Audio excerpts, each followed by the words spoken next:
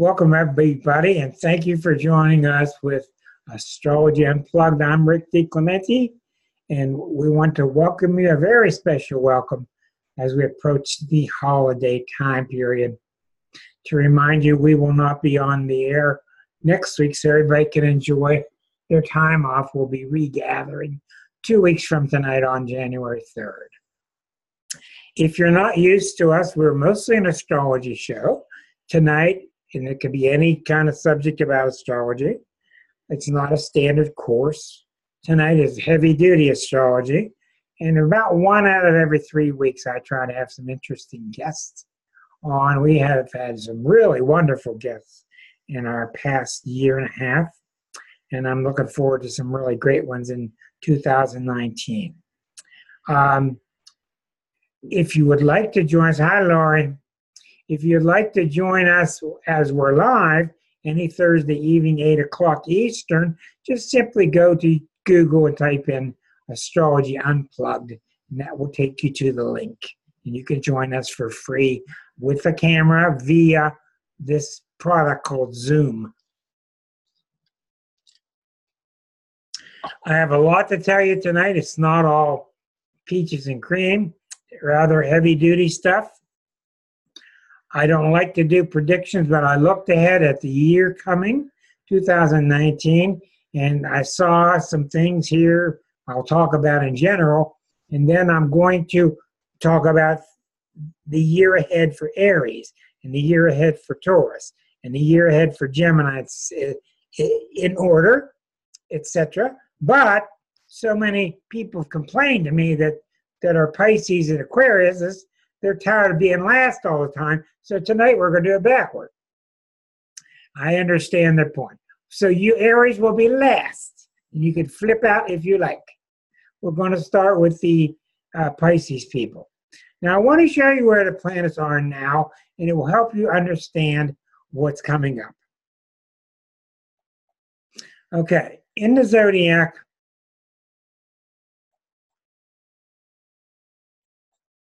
I'm showing you a special zodiac. This is where the planets are right now, but you'll notice I'm just showing you the outer planets. Because when you look for a year ahead and you look for major impact, you're really looking for planets Saturn and outward. Saturn, Uranus, Neptune, Pluto, and then the two new bodies, which I put in gray color. Which are Chiron and Eris. Now, Mars and the Sun and the Moon, they're all there, but they move so quickly.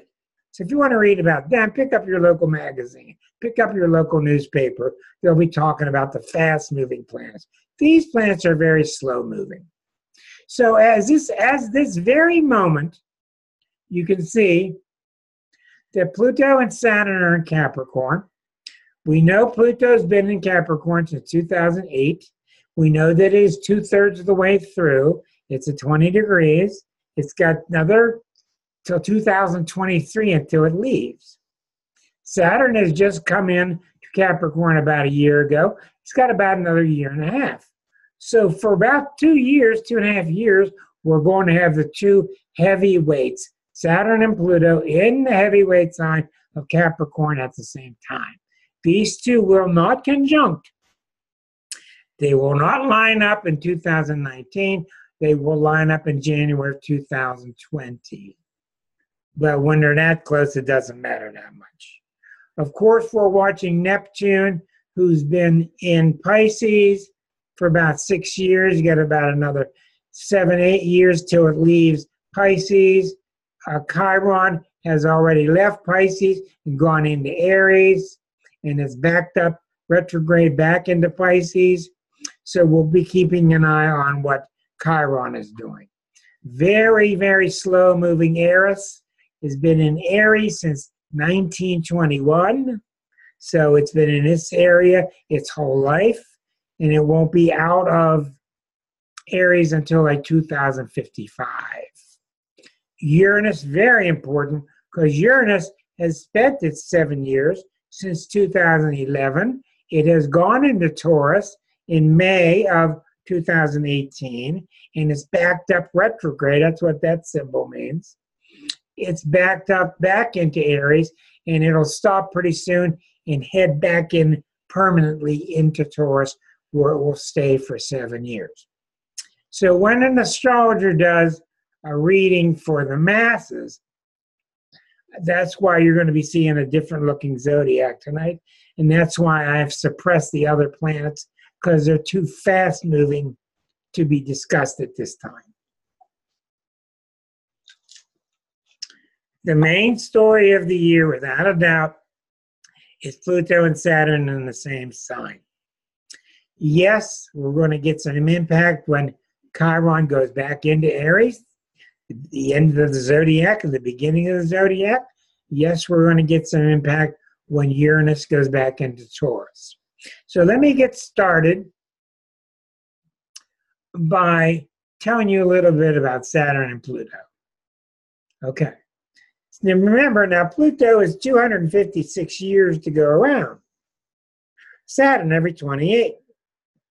So every now and then, every 40 years or so, they meet up. And when they meet up, it's not only heavy, but it's heavy when they're opposite. It's heavy when they're at a square. And I've been reading through Richard Tarnas's book,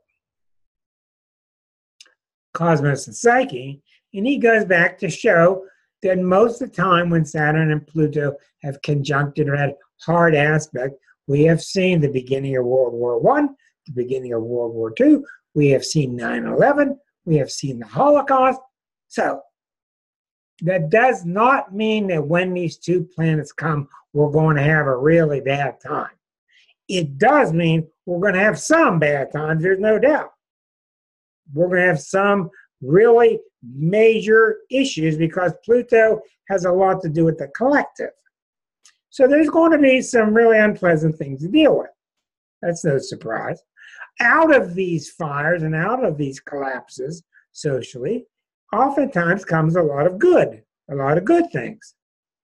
So don't come out of this, don't come out of today's discussion gloomy and think it's just all bad, because that's not the case. But the case is definitely dire. It's definitely serious. Okay, why is it serious? Well, Pluto has been in Capricorn since 2008. And what has Pluto been doing in Capricorn? I've written so many articles, done so many videos on it. What has it been doing? It has been uprooting abscess. Well, the last thing you want going on in your mouth is an abscess in your tooth and leaving it alone. That's the last thing, because you could die from it, because your tooth is not that far from your brain. So in our lives become abscessed. Our lives grow mold. Our lives grow old. Our lives become non-functional. But some people inspect it, are responsible, deal with it. Other people shove it under the carpet. I don't have to tell you which one is preferable.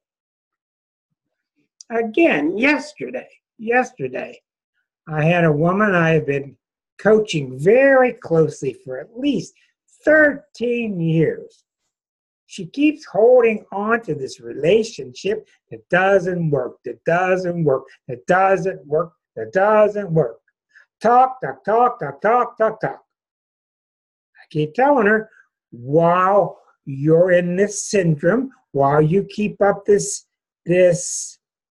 codependency, your life is not going to work. You're going to have health issues. You're going to have problems with your car, problem finding a house, problem with your job, etc., etc.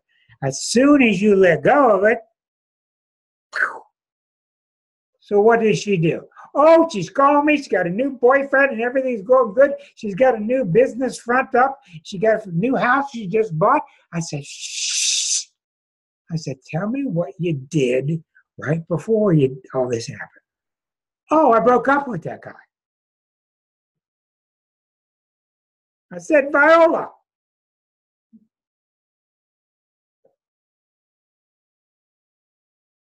when you're codependent, this is my opinion, when you're codependent and nothing is working, the reason nothing works is because you're not alive. Your body's functioning. It's going to the bathroom. It's going to the kitchen. It's going back to the bathroom. It's going to bed, but you're not alive because you can't be you. You're busy being who you think this guy wants you to be, right? So oftentimes when you break the codependent cycle, you come back to life. And God's energy, which is always there, can now finally get through to you. Now, the reason I'm talking about codependency is not just one person with another. It can be one person with, oh, where's he go on Friday? He goes down the club. Where's he at? Oh, Friday he goes down the club. Where's this guy? He's watching TV. We become codependent with things. We become codependent with things and events and rituals and going to the track, so to keep from having to deal with the here and now. And why do we avoid the here and now? Because we avoid us. We avoid ourselves. So the reason we're talking about this in regard with Pluto is the monitor. It's the monitor keeping an eye on you from within as to whether you're evolving or not. If you're not evolving, it's going to stop you. This is why Pluto has been so heavy since 2008 until now. We had a rather flippant time period for 15 years.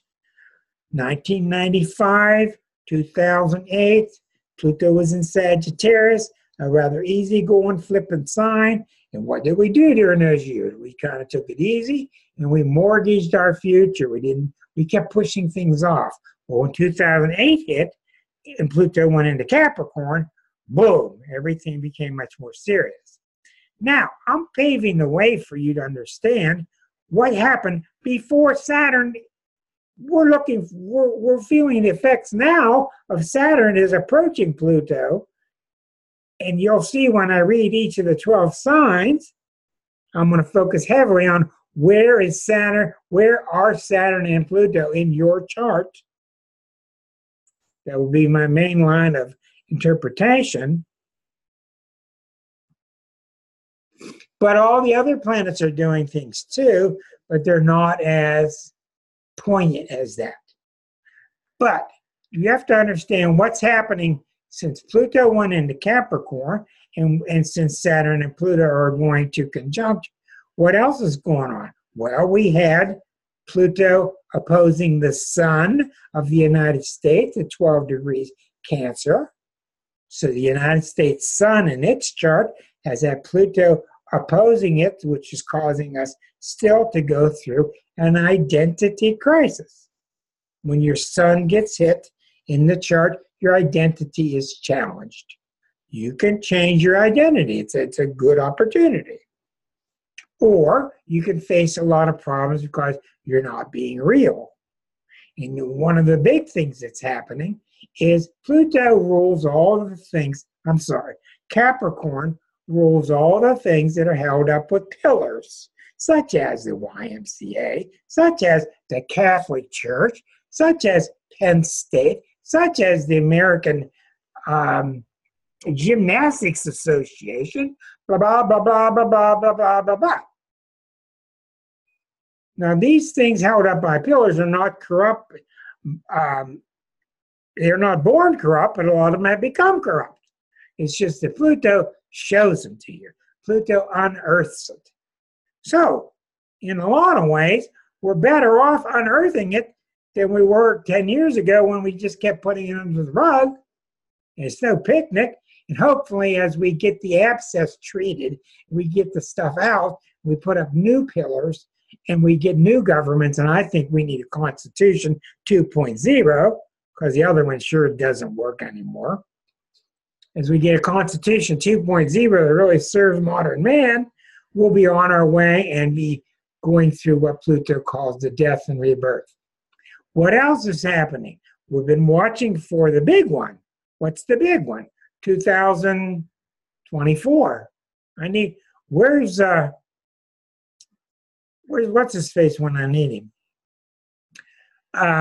Pluto's going to return.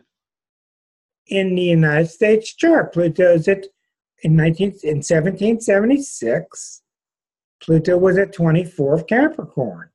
Pluto was at 24th Capricorn in 1776. Pluto's about to return there in 2024. And when the Pluto return happens, you think a Saturn return is big. A Pluto return is mammoth. Okay, and the main thing that's going on with a Pluto return is we're going to be rewarded if we've been using our power justly with each other, with other countries. If we've been abusing our power with each other, with other countries, it will not be pretty. Now, you got all these things going on before Pluto and Saturn are approaching in 2019. What else do you have? You have the discovery of Eris, who's kicking ass with all the female revolutions and the Me Too movements. So you got a lot of things going on at once. And one of the things that you can see, before I dig in to get started now, you can see people are waking up. People are waking up. A lot of people are saying, quit all that bitching with your political correctness. Well, I think in a lot of ways they're right, but in a lot of ways, if you listen to what people are saying about political correctness, people are saying, I want to be treated right. And I deserve to be treated right, and I should treat you right. I don't think that's something we should be ashamed of. Okay. So, just before I delve into the charts, Liza and I, we've been writing and talking a lot about Pluto the past 10 years in Capricorn. What Pluto has done in Capricorn, it has taken people and it has shown people where your life doesn't work. And if you don't look, it shoves it in your face. And if you don't look, it shoves it in your eyeballs. Then if you start to work on it, which is kind of normal, it's not real pleasant, but it kind of stinks, but you kind of make progress and you go to therapy and you start to fix what's wrong and you start to face what's wrong. You start to unearth the old junk and replace the old beams with new beams. And things start to get better. Or you keep rejecting it and you keep running from it. You keep denying it. And that's the worst thing you can do. That's the worst thing you can do. Because it just gets rotten and gets worse and worse. Yes, it goes into Aquarius, and when it goes into Aquarius, it's going to have a nice little party and turn around and come back into Capricorn. So it's got to be in Capricorn a long time before we even get to Aquarius. I was reacting to Erica's note, thank you. So, along comes Saturn. Pluto's doing all this stuff in Scorpio. We've been talking all this stuff. It's got 30 degrees to go through. It's gone through 20. It's at 20 now. And hello, here comes Saturn. So I think I'll come visit for a while. Well, when Saturn gets near Pluto, these are the two planets that are probably the heaviest. And what I mean by that is, if you look around at people around you, look around at businesses around you, look around at your family, look around family members, look around your friends, what you're seeing is time is running out. You're either seeing people who have got slapped in their face, or they've been in sync all along, or they got slapped in their face, and the cold water woke them up, and they're working their way out of financial issues, etc. Good for them. Pluto will help those people. Or you're seeing people that just keep ignoring it, and things are getting really nasty. Because these two planets are not going to let you just skate on by. That's just not what they do. Now, as Pluto and Saturn get together, what you're going to see is you're going to see pressure, not just talk, but pressure. The media's got to change. The media will be forced to change. The Constitution needs to change. It's going to change. The school systems need to change. It's going to change. So you're either going to change and evolve, or you're going to die. That's the theory behind Pluto-Saturn. So now I'm going to take it through the 12 houses as I examine each sign. So let's get started. And I told you I was going to go through it backward. And let me try this other. Here it is. Okay. All right. So when we look at next year and we look at the moment of midnight, I did it for Washington, D.C., because it's the capital of our country. I did the moment of midnight, the birth chart for the next year, and I put 0 Aries on the ascendant. I made all the cusps 0, 0, 0, 0, 0. Where do we see Pluto and Saturn? We see Pluto and Saturn up in the 10th house, which is your position in the world, the stance that you're going to take in the world, the responsibility for the things that you know you need to deal with. It's heavy duty, it's strong, and the 10th house is very visible. Whatever you do becomes very public. Now I'm going to start showing you how it's done per sign.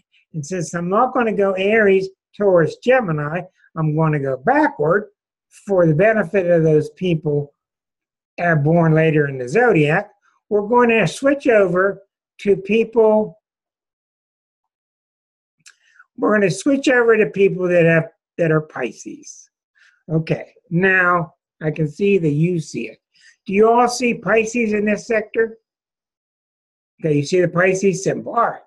Now, for Pisces people, you notice we're always using 0 degrees.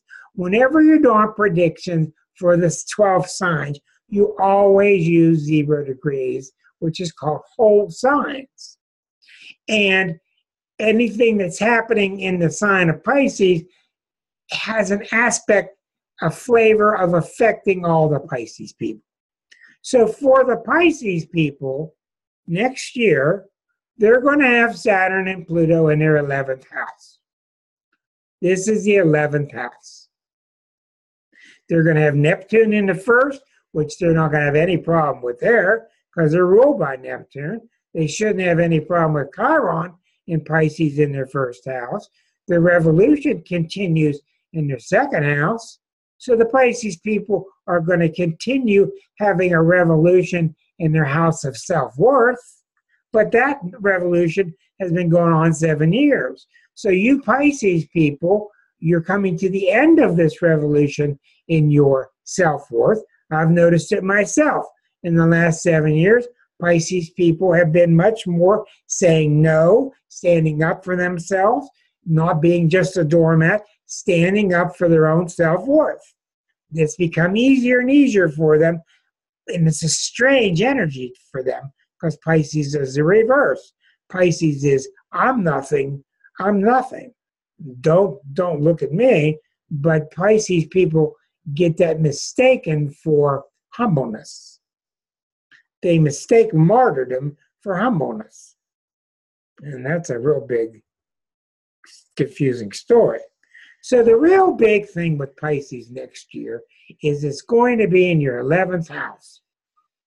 Okay?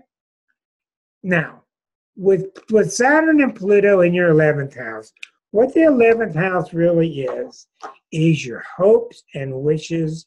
It's also groups that you're involved with, associations, groups of friends, group activities. But as I've learned through the years, what it really means are your big-time hopes. Well, up in the 11th house, how do I say this to you? It's time to get with it. Okay? Pisces people, it's not time to keep dreaming and sketching about it and taking photographs about it. If you got big-time hopes and wishes, working in this group, helping the environment, helping rape victims, whatever it is, it's time to do it. It's time to do it. It's not time to just talk about it. That's what's happening to you during the next year. Now, if you don't do it, what you're going to do is you're going to experience, this is how it works, you're going to experience people hassling you about it. There are no people out there hassling you about it. People hassle you when you're not listening to your own inner promptings. What's happening is the inner self is prompting the Pisces people to get with their hopes and wishes. And a lot of them mislabel it. They say, oh, that's too greedy. That's too selfish. I can't do that. A lot of them use it as an excuse for not being responsible. So that's what's happening with Pisces next year. I'm cutting right to the chase. Your self-worth is improving. The spiritual input is coming to you very strongly. But you better start taking seriously your hopes and your wishes, because really, if you don't follow your hopes and wishes, you're not evolving. You're not. And beings who are not evolving, entities that don't evolve, including ants and trees and rivers and buildings, entities that don't evolve die. So you got a couple years, and on the flip side, it's good. If you get with it and you try, that's what the planets look for. If you try, the planets get behind you, they support you, they bring you money, they bring you helpers, they bring you the right people. So it's a perfect time for Pisces people to get on with their hopes and wishes on a large scale, and it's the wrong time to hide or to try to make excuses, especially at the end of a bottle. Okay? Who knows Pisces people? Does this make any sense with the Pisces people you know? Okay. Now, when I say hopes and wishes, I'm not saying they need to go for the Olympics. I'm not saying they need to try to break some record in the community, but everybody's got a self. And your natural self wants to express itself. And what keeps you from expressing it are rules and dogma and fear and whatever else happened in the past life. So it's time for the Pisces people to, especially because they're really, really good at BSing themselves. It's time for them to stop. Now we're going to go to Aquarius because we're going backward, and this is not an easy one. And I got one sitting right next to me, and I'm not sure what I'm going to say to her. I know what I'm going to do. I've been threatening to do this. I'm just going to point the camera at her and say, go! She's over there going, And actually, she could do it. Thank you, honey. I got sick once during a seminar we were teaching. I really got sick, and I said, honey, you're going to have to go teach us beginning. And she went in there like a champion. She taught the beginners. They didn't even want me back. She taught a beginning class, and it went real well. And you just don't know what you can do, just like the Course in Miracles, right? You don't know what you can do till you open your mouth. And the Course in Miracles teaches us in the manual that Jesus wants teachers. He wants us to teach. Because when we teach, we learn. So let's go to look at the chart of, that's the right chart. Oh, I got to get this right now. I got to get this right because I switched gears. Okay, there's the Pisces chart. Now we're going to go to the Aquarius. We're going to select Aquarius. Okay, now do you notice how Aquarius has, you're going to notice a pattern. Instead of the 11th house, now it's the 12th. So each person we do is going to go one house, to this house, to that house, to that house, because we're going backward. So for the Aquarian people, the 11th sign of the zodiac, they're going to have Saturn and Pluto in their 12th house, which is a heavy place for it. Believe me, because I've been going through some heavy dreaming recently, and Mr. Saturn is exactly on my sun tomorrow. And boy, it's even causing some dreams. And the reason I bring up dreams is the 12th house is the house of the unconscious and dreams, etc. We see powerhouse Uranus and Eris working from the 3rd house, going back and forth over the 4th house. So we see mental activity is greatly enhanced, and we keep seeing, look at what Liza and Rick have gone through in the past year. We keep seeing going over the 4th house cusp. All this off-the-wall challenges with your home, where you're living, adjusting to a new house, adjusting to a new town. So what it really is, it's adjusting to a new emotional basis. So what's going on with Aquarians is this. You're continuing to have your self-image be lining up with spirit. And if you're lining yourself up with spiritual growth and spiritual knowledge, you'll do well. And if you're suffering with self-image, it's because you're not turning to spirit. You're trying to find spiritual growth in the world. More money, better job, better woman, better man. It ain't going to work. So your self-worth is going to go in direct proportion to how much you turn it towards working with God or whatever word you choose. We see the mental activity is very strong, which Aquarians love. But the big story with Aquarians is Saturn and Pluto in the 12th house. Now, in the 12th house is very misunderstood. It's the hardest one to understand. It has a very bad reputation in astrology, which really it shouldn't. But it's the house of jail. It's the house of sickness, being in the hospital, organizations behind the scenes, cloudy issues. But what does that really mean? What it really means is, and this is tough for Aquarians, when you have a lot of 12th house presence in your chart, you had better get used to surrendering. What does that mean? That doesn't mean giving your money on the corner. What that means is you got to start giving up your ideas in exchange for what God is prompting you to do. Instead of your will, His will. That's the difference. And the more you surrender to, is Aquarius not good at that? Traditionally, no. They're not traditionally good at it, no. Liza's good at it, but she works very hard with those issues. So Aquarius is all about, I built it, I did all the work, I have the big mental picture, I'm going to follow things, it's got to be done my way, and if you keep insisting, you're going to get deeper and deeper in the mud. And the 12th house means surrender, and what the irony of this is, as you surrender to God's will, you find out that His will for you is the same as what you thought your will was. They're the same thing. But if you approach it as my will only, in other words, you try to tell God, I know what's better for me than you do, so you're not going to succeed.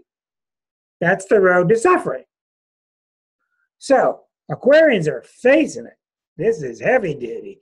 This means that this year, you're going to have to develop traditions. You're going to have to develop standards, perhaps exercises, whether it's yoga, whether it's exercise, whether it's meditation, whether it's going to a chapel. You need to get into some kind of standard activity that's going to help you, but it's not time to be frivolous. And you need to start taking an honest look at what God's will is for you. Whatever word you want to use, what does the universe want for you? I don't want to color this towards any religion or philosophy. And the more you do that, you're going to encounter phenomenal power.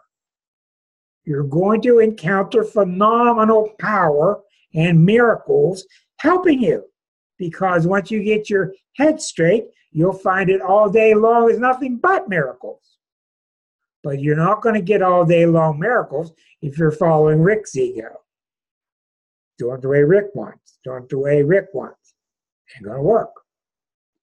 So the 12th, the fact that you're Aquarian, and this is going through your 12th house for the year, is indicative that you're ready for this. It means that you're ready. Now, who knows Aquarians? Okay. Well, what I'm telling you is these people, it's time for them. It's very much in their nature to do things their way, yes. But eventually, that has to subside, and this your way stuff gets to a point where you have to ask, well, where did you get your way from? Where'd it come from? You're not an individual. You are part of the collective. So yielding to the larger collective is their answer. The more they do it in 2019, the better. The more they fight it, the more they're going to keep getting their way, but they're going to keep getting empty boxes. Opening up the box, nothing in it. It's very simple. Aquarius, in one way, is a very tough sign because it is the sign of specialness. I'm a unique, special character. And in A Course in Miracles, specialness is the dirty word, in a way of speaking, because it's the word that makes you separate. You want to be special, you might as well replace it with the word separate. And when you're separate, you suffer. And when you're not separate, you have success. So let's back up into the picnic sign. Oh my God. Of Capricorn. I don't know what I'm going to tell you about this one. You see how Capricorn is in the first house? The most important house in the chart, first house. Us Capricorns got Saturn there. We're so used to carrying the weight. What's a little bit more weight? I'm Marcia. We carry the weight on our back. Oh, what the hell? Put a little bit more weight on. We're kind of used to it. Neptune is in our third. We've been getting a lot of spiritual download mentally. Chiron is at the bottom of the chart. We're giving a lot of thought to healing ourselves emotionally. Uranus is going back and forth between the 4th and 5th, which means we need to start coming out of ourselves and coming out and speaking our mind. But the real heavyweight here is the first house. What does this mean? I'll tell you exactly what it means, because I is one. My dad was one. My ex-wife was one. I know Capricorns. What this means is this. The first house, and this is why you have to understand the polarities that we talked about in this book. First house, 7th house, Aries, Libra. Second house, 8th house, Taurus, Scorpio. You have to understand what's going on there. It's only 6 of them. And the more you learn about that, have it really at heart, the more you will advance with your astrological knowledge. What am I saying? I'm saying to you that Saturn and Pluto are in the first house for Capricorns. And you can understand when you ask what's the first house, you can understand much more about the first house if you understand what the 7th house is. Once you understand the axis. Well, the first house for everybody is the house of the self, me. What's 7th house? It's us. Me plus you. Me plus you. What's my identity? What's my identity when I'm with another? What's my identity? Here's the problem with Capricorn. It's time for Capricorn. You can't go out and fill in the blank. You can't go out and color in the box. You can't go out and follow a tried and true path. You've got to become the real you. That does not mean going to the country club. That does not mean, you see the problem with Capricorn, Capricorn is imbued with this sense of if I stay inside the box and do it like I'm supposed to do, I'll be okay. And you're not.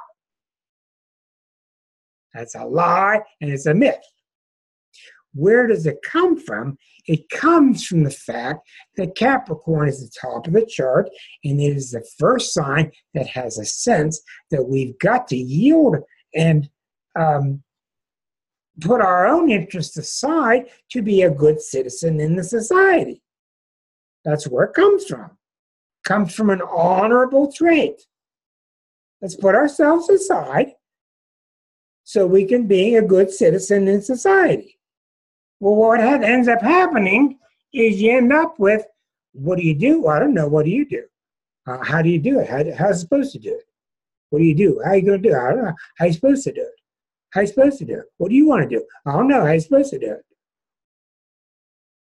Look at the Capricorns, instead of learning, let's be a good citizen, but let's be individuals. Let's express ourselves. No, the social police are not going to come beat us up. If we start to show Rickism, we show Marciaism, we show Elkeism, you're fine the way you are to express yourself because you are nothing but another one of God's flowers. And you can't do anything wrong. So the real challenge for Capricorn is do what you want to do, but you can't fake it anymore. You can't fake it. You got to be yourself. And there are problems with you being yourself, then you got to get to work fixing them. It's that simple. It's that simple.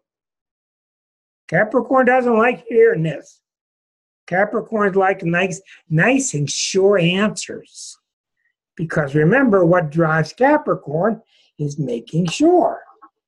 Well, if you got a little rule book that tells you how to do it and you're making sure, what the heck? But you can't make sure with this. You got to be yourself dynamically, spontaneously, and the planets are pushing us to do that. Who knows Capricorns? Are we seeing this hit home with anybody that we know? See, Marcia, I don't have to worry about her very much because she's very Uranian and she's very Jupiterian, and she's been on Broadway for so long. She's used to so many people being true individuals. But still, I'm sure she can understand this dynamic. So for the Capricorns, it's time to become the real you. It's a very reverent sign. It's a very dutiful sign, but you can't let duty and responsibility. Here's one of the other problems with Capricorn. Capricorns everywhere are imbued with this phenomenal sense of duty and responsibility. And that's one thing that makes them admirable. But you can't let it become your crutch. Oh, I can't do this because I got all this duty over here to do. After a while, it becomes a cop-out. Eventually, you have to be yourself. Sounds easy, doesn't it? It's not easy.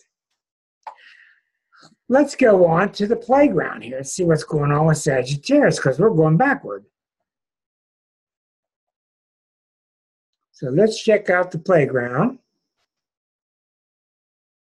And let's see. That's the right chart. We want the wheel style. Sagittarius. Okay. So with Sagittarius rising, we see now Neptune has moved into the 4th, Saturn and Pluto into the 2nd, Uranus is in the 5th and 6th. Let's start with this. The 5th and 6th is very interesting because Uranus going back and forth here indicates that Sagittarians have been going through the last 7 years of expressing themselves. Now it's moving into the 6th house, which means this urge to express is turning into new job skills, a new down-to-earth skill set. that's going to help you. Neptune in the fourth indicates that your emotional basis is growing leaps and bounds because you're starting to open up your emotional basis to inputs from spirit. The big story here is Saturn and Pluto is in the second house. Saturn and Pluto is in the second house. I gotta move this chair.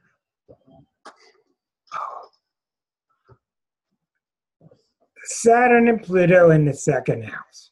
Well, the second house is the house of money. It's the house of values. It's the house of possessions that we read about. It's very Taurian, but the second house, what it's really about, it's the house of self-worth. Across from the second is the eighth, the Scorpio house. That's the house of our worth together. Second house is my worth. Second house is my worth.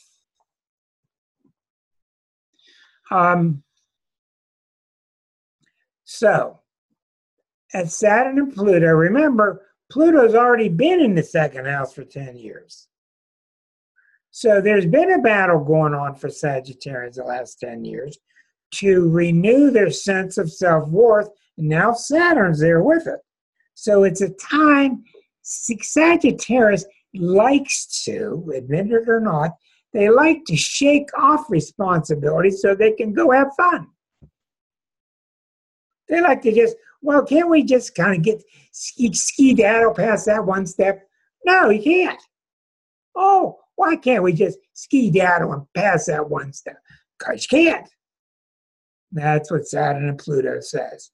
And if you could, and you did ski-daddle around it, you would get to the next step and you would fall flat on your face because you didn't do the work that you needed to do when Saturn was there.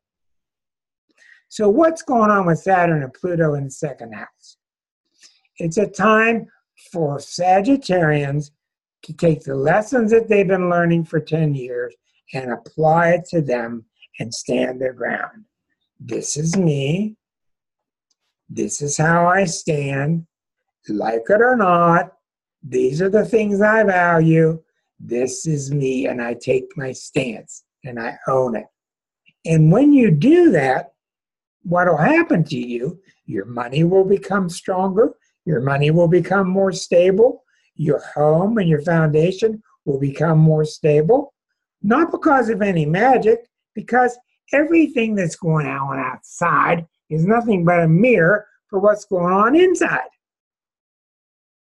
So it's a time for Sagittarius to plant, to second house yourself, anchor yourself. Since the second house, anchor yourself. And what that means is to anchor yourself in not looking outside for value, not looking outside for riches, but looking inside and finding your own self-worth and anchoring there. How many people know Sagittarians?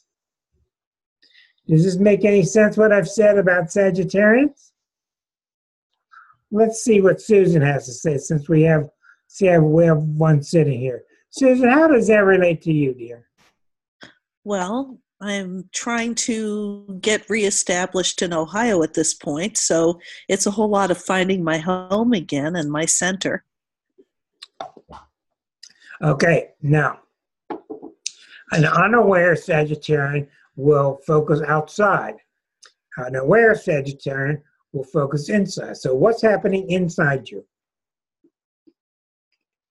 I'm recentering within my family. Very good. I'm not going to let them dictate my role. The old role of who Susan was is no longer valid. I'm staying valid. I know you want to put me in that role. Does this make sense? Yeah. This is the new me. And I have clients that go through so much trouble with this, and they make it easy. The more they get agreement inside their own head, the more people outside agree to it. Right. Make sense? Very good. Okay, now do not come away with the wrong signal.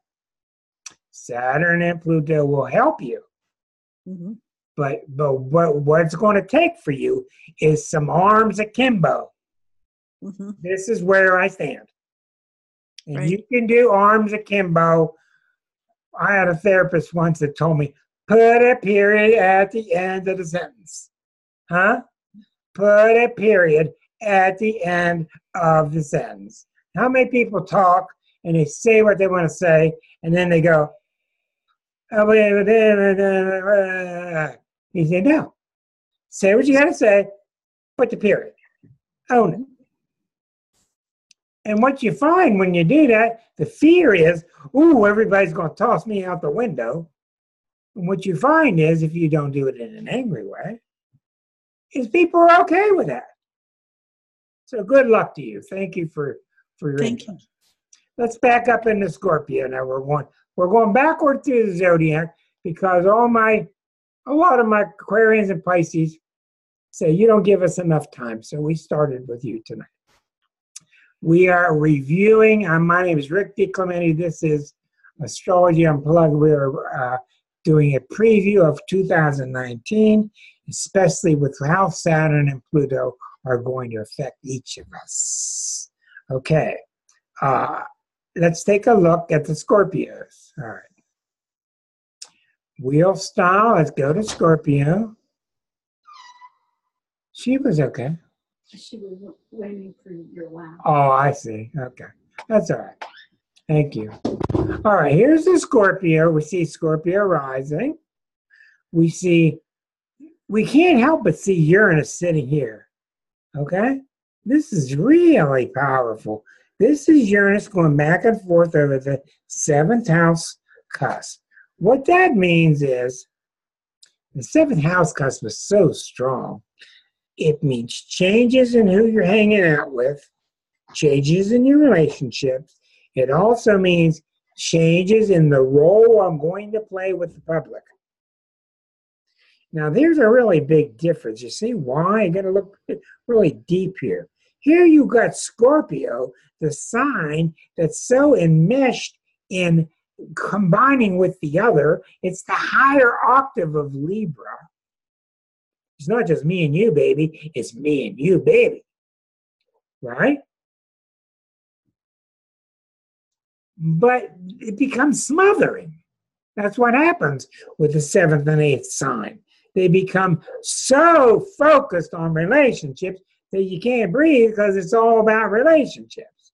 So what does Uranus do? Uranus can't stand being smothered. Uranus wants to break free and breathe. So you Scorpios, don't be surprised during the next couple of years from Uranus if you don't start getting a feeling of, God, if the relationship fails, I'll still survive. That's a shock. Because to Scorpios, the relationship has to survive, or else, oh my God, get out the scabbard, get out the saber.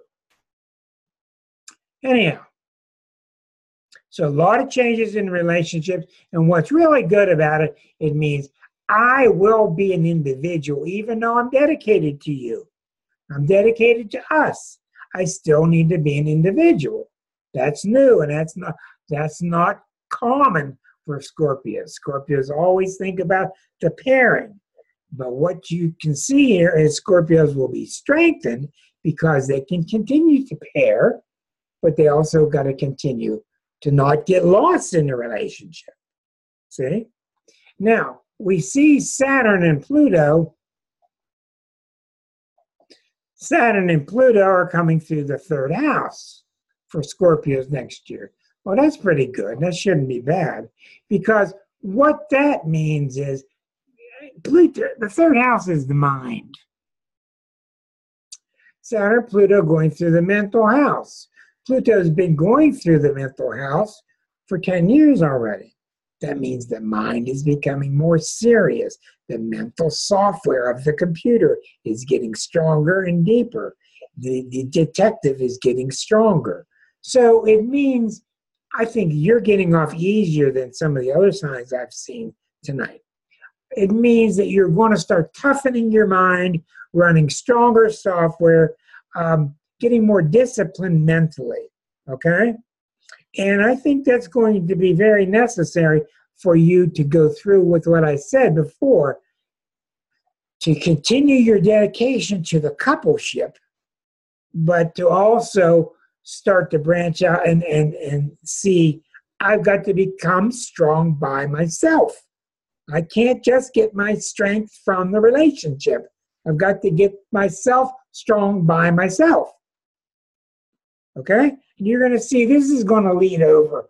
I'm sure this is going to bleed over when I talk about Libra next. I'll get to that. If you'll save it for me at the end, Suzanne, I'll be glad to get to your question then. Let's take a look at our Libra friends. Now, we're going to look at Libra. What do we see with Libra? Okay, Libra has had 7 years of Uranus going through the 7th house, and Chiron is coming through there, and Uranus is starting into the 8th house. So what that means is this is kind of interesting, and it is similar to what we just saw with Scorpio. Here's the difference with Libra, Aries, and Taurus, Scorpio. Here's the difference. Aries, Libra, Taurus, Scorpio. Aries is, I am who I am. This is me. Libra is, we are who we are. I get my identity from myself. I get my identity from the couple. Libra, I get my identity through combining with another. Taurus, I get my value from myself. I get my worth from myself. Scorpio, I get my worth from how I combine with you. I get my self-worth from myself. I get my self-worth for coupling with another. Well, since you Libra folks have already had 7 years of Uranus going through your 7th, you should all you Libras, all Libras, should be a lot better off than you were 7 years ago in terms of being able to be yourself without a partner. And that doesn't mean just romance. That means at the office. That means all partnership. So Libra is still a master of partnership, but you like Gabron said, Gabron said that you have to have 4 separate pillars to hold up the building. They can't be together. The roof collapses. 4 separate pillars hold up the roof. So now what's happening to you, Librans, is your identities are probably okay, and you're no longer going to get lost in the relationships, which is a real pitfall for Librans. Getting your identity lost in the relationship, in the we, and now you're doing better at that. Now it's coming down to your self-worth. So, now what's happening with Librans is I'm going to start deciding what I'm worth by myself. I'm not going to decide what I'm worth according to your opinion or your opinion. I'm going to decide. Because Libras don't know this. I find this universal. They don't know this, but Libras are a very smart sign.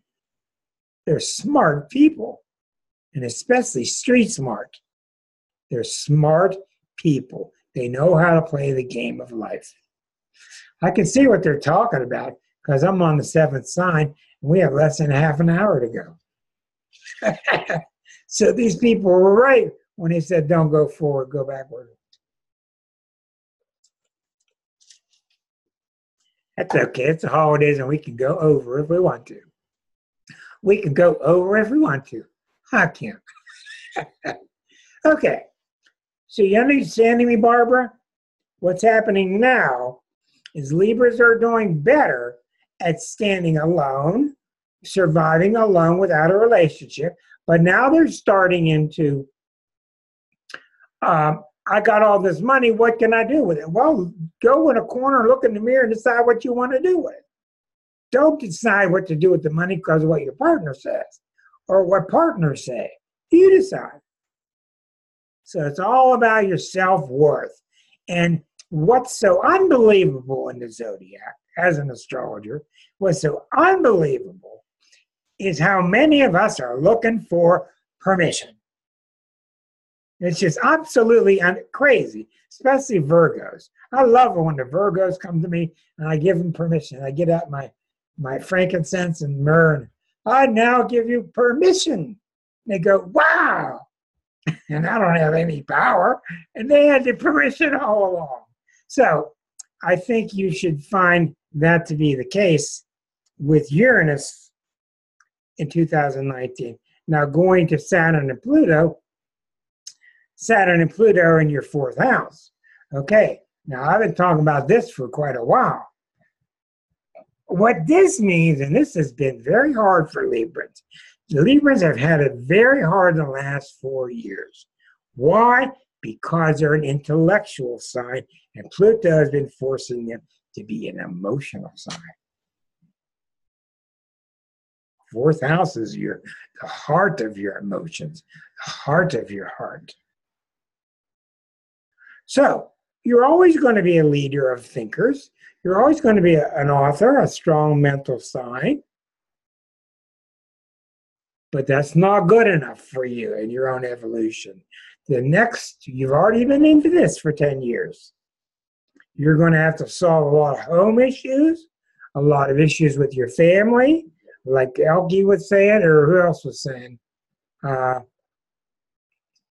Who was it that was saying they had issues with the family? Well, that wasn't what I was speaking about. Let me just skip on.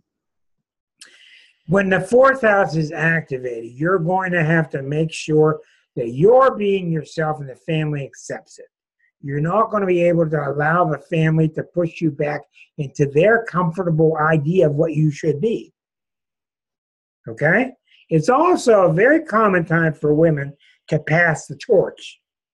I've seen this very often, where a woman passes the torch to the daughter, for example. You know, oh, we always go to Christmas at Barbara's every year. Oh, Barbara doesn't want to do it anymore. Barbara's going to pass the torch to her oldest daughter. I mean, that's a very common turn of events with this kind of transit. And not just with parties and the matriarchy. So we're seeing in the fourth house that another thing that's very, very important for Libras here. For Libra, it's ultra important to be pleasant. Okay? Well, sometimes you don't feel pleasant. Sometimes you don't feel pleasant. And you don't have to be pleasant if you don't feel pleasant. There's nobody keeping score anywhere. And Libras are so ultra concerned about how they're being seen. How are they going to see me? Well, the more concerned you are with how you look, the more suffering you're going to have. And the more concern you have with just being yourself, expressing who you are, is equal to the freedom that you have.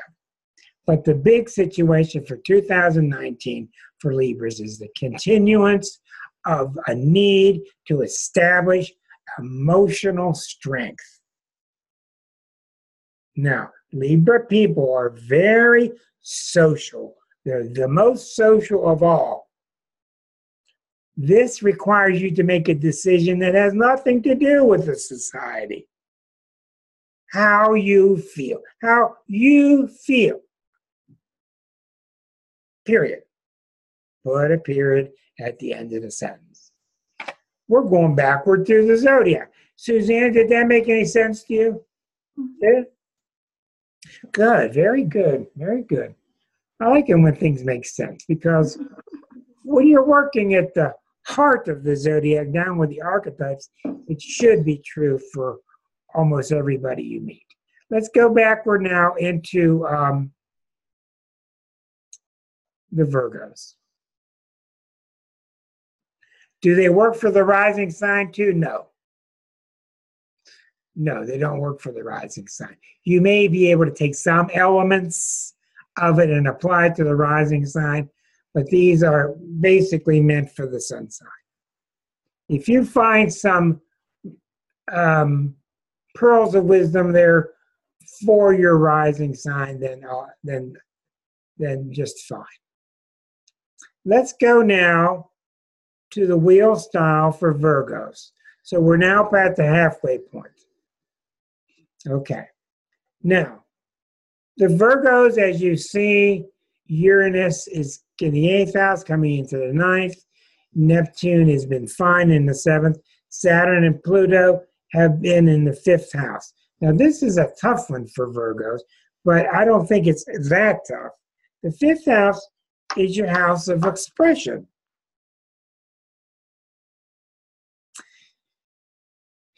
Expression is awful tied to Leo. We know, Karen, we know that there's a natural disaffinity between 6th sign and the 5th sign.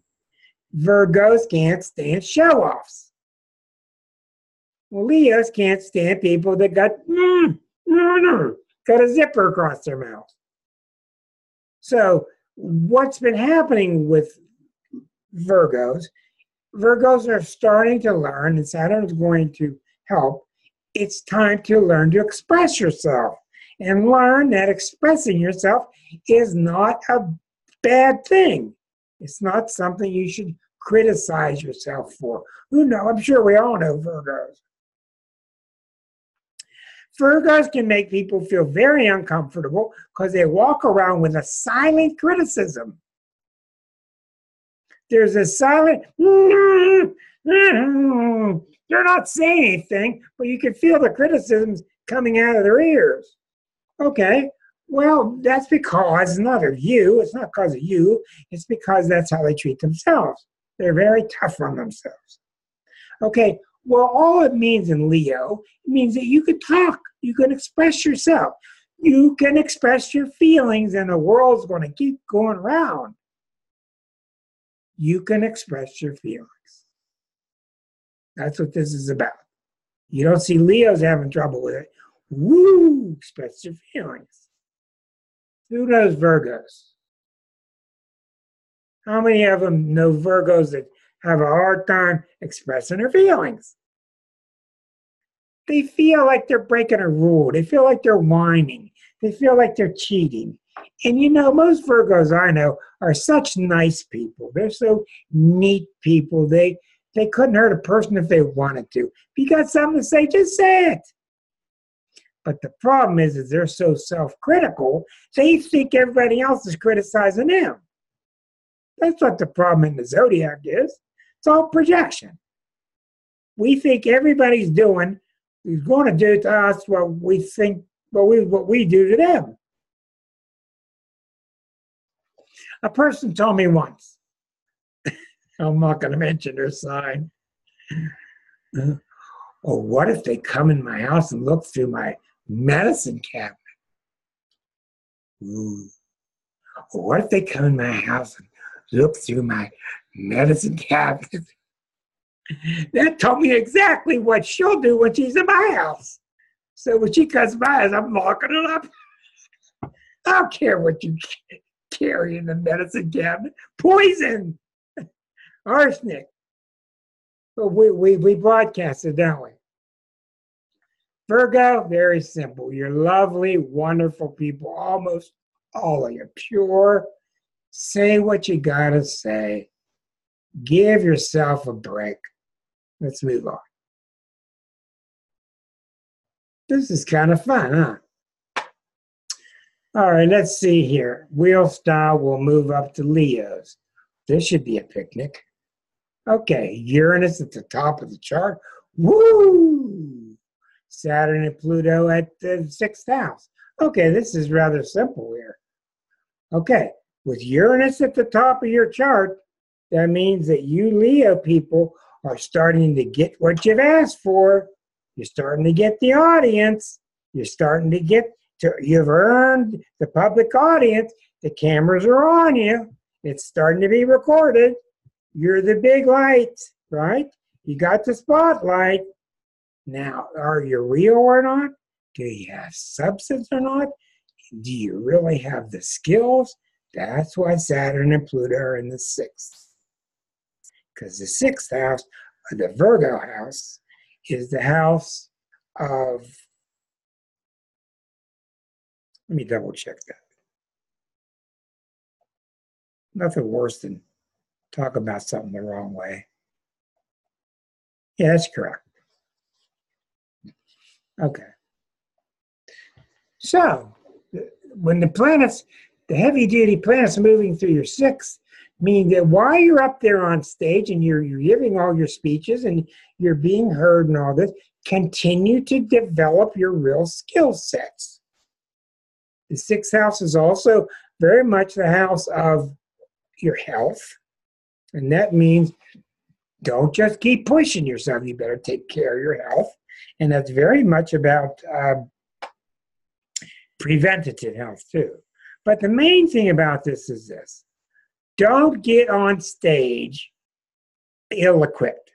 Don't try to BS your way on stage. Have your skill set back you up. Like I know Karen has a real issue with her chart's based on Leo and Virgo. But you don't mess with Karen because Karen is a Leo, but she's got the Virgo to back it up because her whole house is like 4,000 resource books and research books. So you don't mess with her because she's done the work. Okay, well, she's an example of somebody that's not going to sweat this. But for you, Karen, what you're going to see is you're going to start to see that pay off. Okay? You're going to start to see that pay off. Okay? So I think we've all seen people in the limelight that don't really have the substance and we grow bored of it easily versus somebody that really does. Did you have something to say, Karen? Real quick, the thing that you said here that really struck a note is because of the conflict between a Virgo and a Leo speaking their truth, if you will. What I have, the way I've learned, and I haven't mastered it at all, but I'm getting better at it, is I'm more careful with the words I use. I'm more careful with the way I say things, which puts both, it's a comfort that I haven't had. And that's how I see this working out in my life. Well, that's because you see, this past 10 years, you've been working this. Oh, yeah. That Pluto's not just idly moving through that house. It's been working with you at the unconscious level, and you've been doing your work.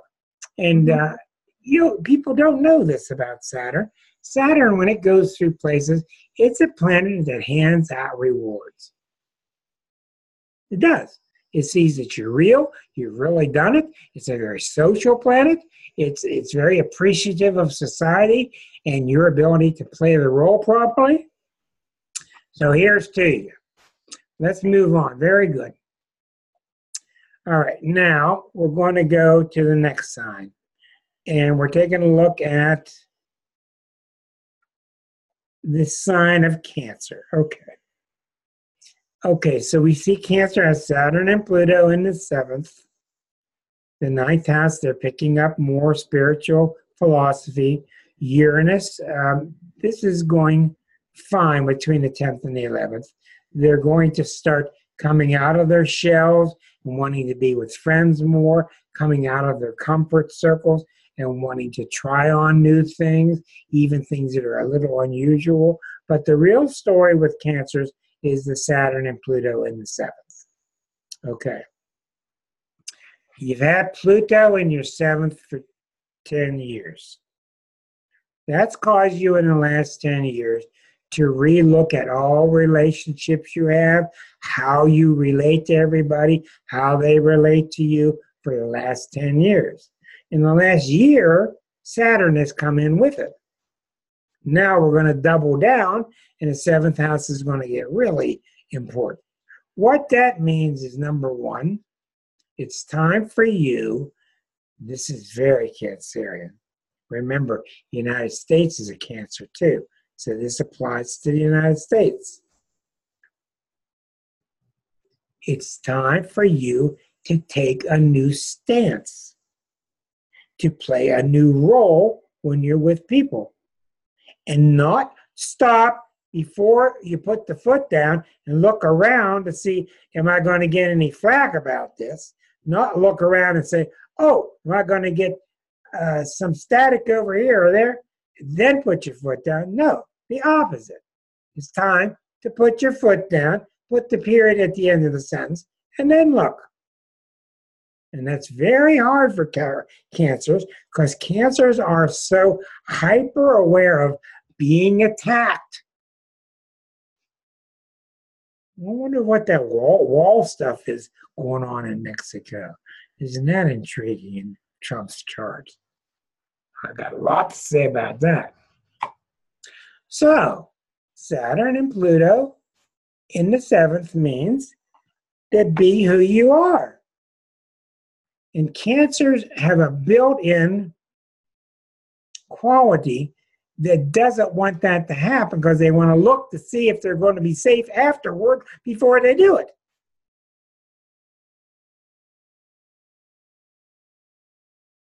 And that can backfire really easily.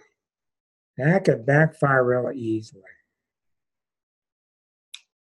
Like I've said, and this is a hard lesson for us, when you're being yourself and put the period at the end of the sentence, people will accept you. When you're being yourself and in the middle of it, you're sending out the vibrations, people aren't going to accept it. They know something's wrong. They don't know what it is, but they see a nervous vibration and they feel the nervous vibration of what you're doing. And then you think they're criticizing you. So this is not easy for Cancer. It's not an easy trait to adopt. Look opposite the zodiac, Capricorn. What's opposite Cancer? Capricorn. Capricorn's known for making their statement, standing their ground. It's the top of the zodiac, where you stand and state your case. So, Cancer, you'll get a lot of help in the next 2 years. You do not have to master this tomorrow. All you need to do is try. Start trying to put periods at the end of your sentence. Start trying to say, hello, John. Start trying to say, this is what I've got to say. This is the new me. And if you don't even worry about being accepted, you'll be accepted. Okay? Because the ultimate fear with Cancer is that they're going to be abandoned or they're going to be thrown out. And I can't blame them. It's a terrible fear to have. But people are not going to treat you differently than you treat yourself. So, I see so many Cancers that start to say something to me and they go, oh, should I say that? And I want to just move their hand. Just say it. It's okay. You're not a beast. Say it. It's going to be okay. Does it make any sense, Elkie? Does it make sense? Any other Cancers here? How do you see that, Elkie? Yeah, exactly like that. That's perfect. Well, I've noticed in a couple of years you being here, you've become much more out there, much more. You just say what you got to say, and. But that's my Sag rising, though, too, though. But that's okay. It's still working, whatever it is. Yes, I'm not as afraid of, I try to put myself out there, even though I'm scared. And I noticed just the other day that if I was really nervous and just people shot me down, so you hit the nail on the head. That's exactly what it is. Yeah. Pass it along. Thank you very much. Let me get through the last 3 in 6 minutes. Okay. That's why John came in, because we're going backward and Taurus is coming up. Okay, let's see here. We're now backing up into the sign of Gemini. Geminis have Saturn and Pluto in the 8th house. Neptune is at the top. Uranus is a lot of fun with them. Well, this is not an easy combination. It really isn't. Because you got Uranus starting to excite their unconscious mind, which I'm not even sure the Geminis are aware of. And this is very much deeply the unconscious mind, with the eighth house being activated. Okay, so what this means, and this is not simple. Geminis are some of the favorite people on the planet. The surveys I've seen put Gemini and Libra at the top of the most favorite people. One of the reasons is they're very talkative. They're very friendly, talk about a lot of things. Well, when you're dealing with Saturn and Pluto in your eighth house, we're not talking about you being talkative now. Gemini is not a sign that's made for thick, lasting, devoted relationships. It's not made for that. Now, remember, I'm talking about just the sun sign, and you can have all kind of combinations in your chart. Geminis can have wonderful relationships, but the basic sign, the archetypal Gemini, is made to play on the surface.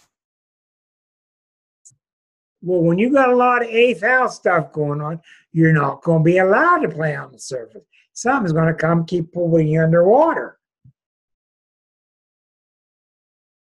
And your nature's to want to come back to the top to catch your air. Well, what that means is no matter what you think, and no matter what you prefer, you're having serious relationships with people. You have responsibilities to people. That's the Saturn in the eighth house. You can't just play Trump, yes. Very much Trump's chart, very much. You can't just play on the surface. And I know a lot of Geminis, and I know a lot of them go through a lot of static from people because they're not emotional enough, and I know it's not their fort. It's not their bailiwick to be real emotional. But you'll be surprised when you dig and get them quieter and get to know Gemini people. They have a lot more deeper feelings than people know, than people are aware of. And what this means is it's time to start devoting more focus. Geminis are very commonly kind of like Sagittarius, opposite sign. Oh, what the heck? Oh, what the heck? Oh, what the heck? Well, eighth house doesn't deal with what the heck. Eighth house is what the hell. Okay? They thought, what the hell here? These relationships are meaningful. These relationships that you have got yourself into require some devotion. It's that simple. That's all I can say about this. And if you're going to spend the next year and a half trying to skirt this, good luck. Good luck. Let's go on to Taurus. Okay. Just two left. Let's get this out of here. We're going to this one. We want to go to Taurus. All right. Okay, you Taurians have Uranus on the ascendant, so you're really coming to life. And look at John just getting his degree, finishing up school. What a revolution that is there. Pluto and Saturn are in his ninth house. Okay, so what we're seeing here, and John's a perfect example, in order for the personal liberation to continue to take place, first house Uranus in Aries, Uranus in Taurus, then you're going to have to complete your duties in the ninth house. Well, John, why don't you tell us about that one? What I said was, in order to complete your personal freedoms, you're going to have to complete all this heavy duty stuff in the ninth house. What's happened to you in the last 3 years? Well, finishing up a doctorate, for one thing. I've also been doing some leadership training too. There's actually an emotional intelligence workshop, which I think you know about, that I've spoken with you about, Rick. But yeah, I've been doing a lot of just like interpersonal work, and it feels like while it's not over, I feel like I'm at a point where I can start like moving out with, or let's say focusing out with the things that I've learned and the things that I'm doing. So it's like I feel like there's just this sense of culmination. Yeah, what I'm saying to you is, can you see how the zodiac is so perfect? It's so exquisite. How your first house ability of John to spread his wings is directly related to whether you finish up your, it's not school per se, but you finish up your philosophical background, get that solidified. Oh, absolutely. The two are tied. Yeah, absolutely. I see that. That's totally connected. That's why the zodiac is just so marvelous. You can twist it no matter how you twist it. It just always comes out making sense.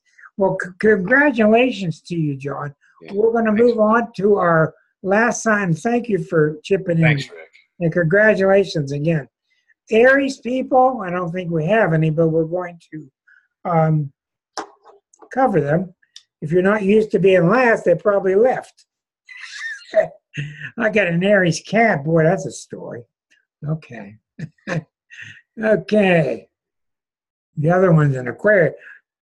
Yeah, Stuart's an Aquarian. Boy, we can avow to that. Okay. Let's go to wheel styles, our final sign of Aries, which is how we started. We see Uranus is moving into their second house of self-worth. Saturn and Pluto is in their 10th house. Okay. What this means is this.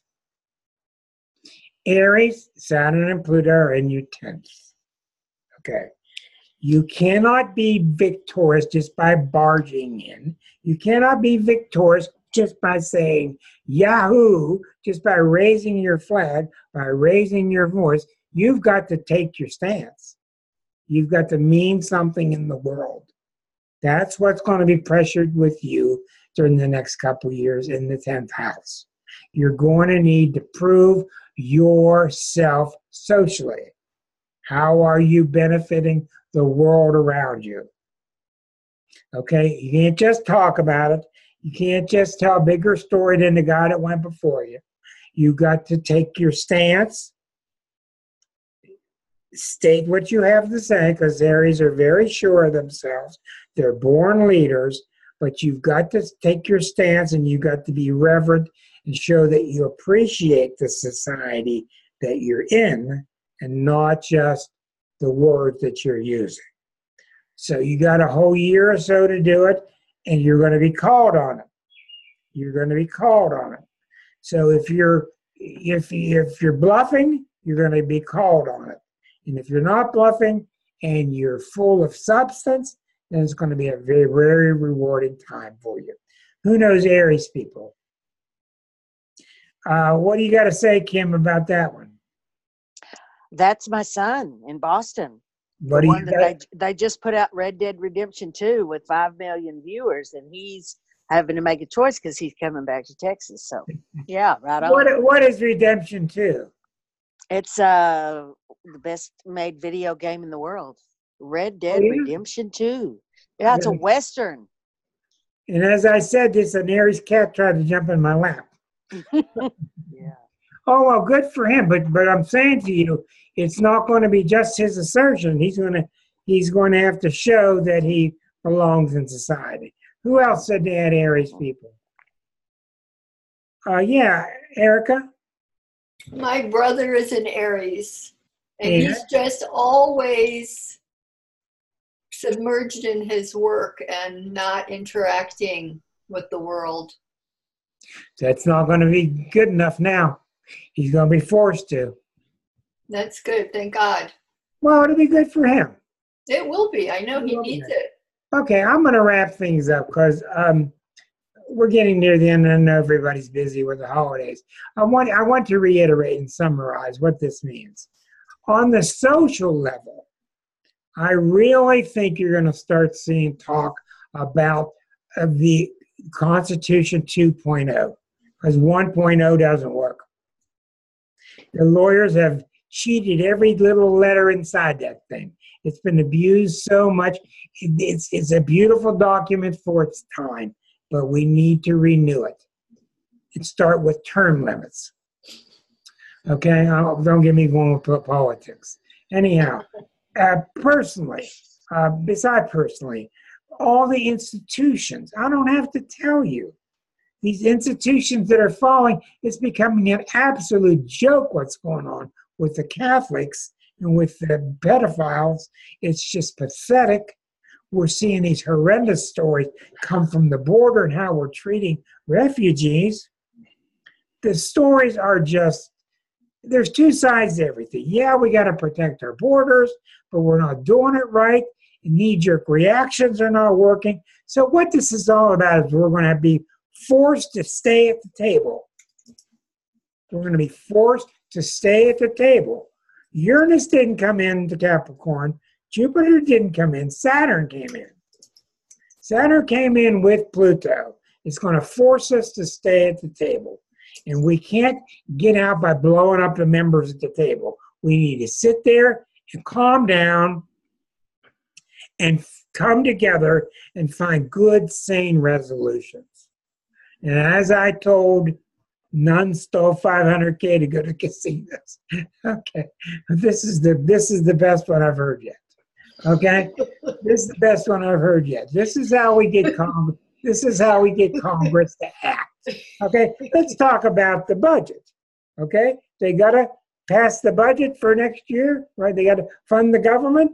Well, the way you do it is you lock them in half a room, and in the other half of the room, you have people cooking steaks with the door open. And they're cooking steaks, and they can't go into the room with the steaks until they pass the budget.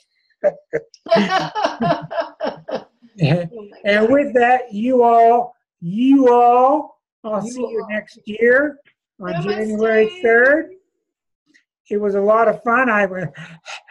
But you see, I did run out of speed at the end, and the Aries got the short shrift. But so the Pisces will feel better. So anyhow, wish you all, hey, look at that. Look, she's showing us her cookies. Oh, God. What's your address? Love you all. Namaste. See you later. Thank Good night, you, Rick. YouTubers. Merry Christmas. Happy New Year. Christmas. Merry Christmas.